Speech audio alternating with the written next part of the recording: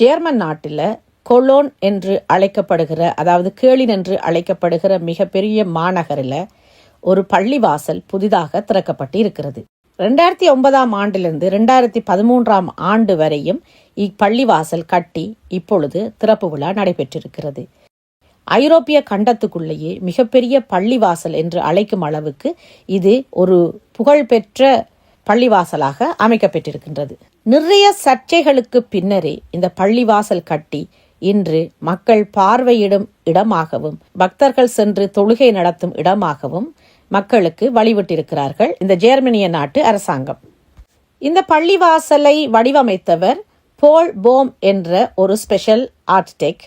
இவர் அதிகமாக தேவாலயங்களை அமைப்பதில் சிறப்பு பெற்றவராக இருக்கிறார். இதனுடைய கட்டிட அமைப்பின் முறையை ஓட்டோமன் என்று அழைக்கப்படுகிறது. அதாவது பள்ளிவாசல் சீமெந்தாலையும் கண்ணாடிகளாலும் கொண்டும் அமைக்கப்படும் முறையாக இந்த முறை செய்யப்பட்டிருக்கிறது. இதன் கீழ்த்தளத்தில் வியாபார நிலையமாகவும், அடித்தளத்தில் கூட்டங்கள் நடைபெறும் இடமாகவும், முதலாவது மாடியில் தொழுகை செய்யும் இடமாகவும், இஸ்லாமியருடைய முஸ்லிம்களுடைய நூலகமாகவும் இது அமைக்கப்பட்டிருக்கிறது. இந்த பள்ளிவாசலுடைய சுவர்கள் அதிகமாக கண்ணாடிகளை கொண்டே அமைக்கப்பட்டிருக்கின்றது. வட்ட வடிவமான தாராளமாக இடம் கொண்ட ஒரு பள்ளிவாசல் என்றே கூற முடியும். இங்கு வாசலிலேயே பாதணிகளை கலட்டி பக்குவப்படுத்துவதற்கான சின்ன சின்ன பெட்டிகள் வைத்து அதற்கு எண் வைத்து பாதுகாக்கப்படும் அளவுக்கு மிக சிறப்பாகவும் அதிநவீனமாகவும் செய்யப்பட்டிருக்கிறது. பார்ப்பதற்கு புதுமையாக இருந்தது. அடித்தளத்தில் ஆண்களும் முதலாவது தளத்தில் பெண்களுமாக தொழுகை செய்யும் அளவுக்கு வழி செய்யப்பட்டிருக்கிறது. பள்ளிவாசலுக்கு செல்லும் முன்னர் தங்களின் மேனிகளை சுத்தப்படுத்தவும் கீழ்த்தளத்திலேயே அதற்கான இடமும் அமைக்கப்பட்டிருக்கின்றது.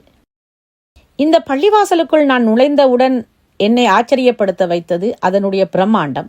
அதுக்கு அடுத்ததாக நிலத்தில் போடப்பட்ட கம்பளம்.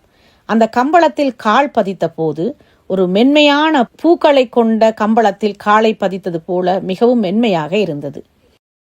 அந்த கம்பளத்தை பார்க்கும் பொழுதே அதனுடைய விலை எவ்வளவு இருக்கும் என்று புரிந்து கொள்ளக்கூடியதாக இருந்தது.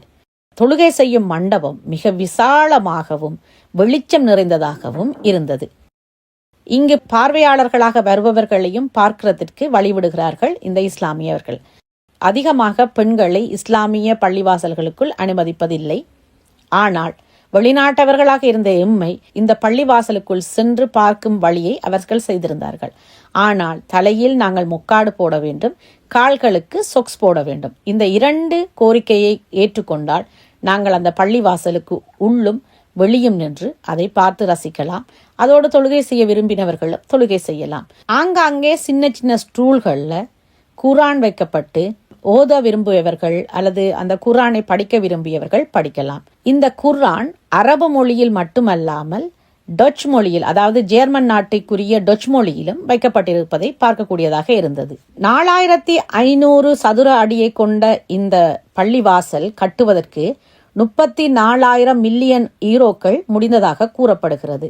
இங்கு 2000 முதல் 4000 பக்தர்கள் வந்து செல்வதாகவும் கூறப்படுகிறது. இந்த பள்ளிவாசல் கட்டுவதற்கு மிகவும் உதவி செய்தவர்கள் DITIB என்ற துருக்கி நாட்டை சார்ந்த ஒரு இஸ்லாமிய அசோசியேஷன். அது மட்டுமல்லாமல் 884 வேற்று அசோசியேஷன்களும் சேர்ந்துதான் இந்த பள்ளிவாசல் கட்டுவதற்கான பண உதவிகளை செய்திருக்கின்றன. அது மட்டுமல்லாமல் மிகப்பெரிய ஒரு சிறந்த விடயம் என்னவென்று சொன்னால், சென்ட் தியோதோர் என்ற கேளின் நாட்டில் அமைந்திருக்கிற ஒரு தேவாலயம் கூட இந்த பள்ளிவாசல் கட்டுவதற்கான பண உதவியையும் செய்திருக்கின்றது. என்னதான் ஐரோப்பா நாட்டில் ஒரு பள்ளிவாசல் கட்டினாலும் அதற்கான எதிர்ப்பும் இருக்கத்தான் செய்கிறது. 16 ஜூன் 2007 200க்கும் மேற்பட்ட மக்கள் இந்த பள்ளிவாசல் கட்ட வேண்டாம் என்று தங்களுடைய எதிர்ப்பை தெரிவிப்பதற்காக ஊர்வலம் நடத்தியிருக்கிறார்கள். கொலோன் என்ற இந்த ஊர்ல இந்த பள்ளிவாசலை கட்டுவதற்கு மக்கள் எதற்காக கண்டனம் தெரிவித்தார்கள் என்றால், கொலோன் ஊரில் வாழ்ற மக்களை பொறுத்த வரைக்கும் இந்த கேளின் நகரம் அல்லது கொலோன் நகரம் கிறிஸ்தவர்களுக்கான நகரம், கிறிஸ்தவ மதத்துக்கான நகரம் என்று அவர்கள் எண்ணிக்கொண்டதுதான். ஜெர்மனிய நாட்டின் வலதுசாரி கட்சி அரசியல்வாதியான ரால்ஃப் ஜியோர்தானோ என்பவர் ஜெர்மனிய நாட்டிலும் சரி கேளின் நகரத்திலும் சரி இஸ்லாமிய பெண்கள் தலைக்கு முக்காடு போட்டு திரிவதை தான் ஏற்றுக்கொள்ளவில்லை தான் ஏற்றுக்கொள்ள விரும்பவும் இல்லை என்று தன்னுடைய கண்டனத்தை தெரிவித்திருக்கிறார்.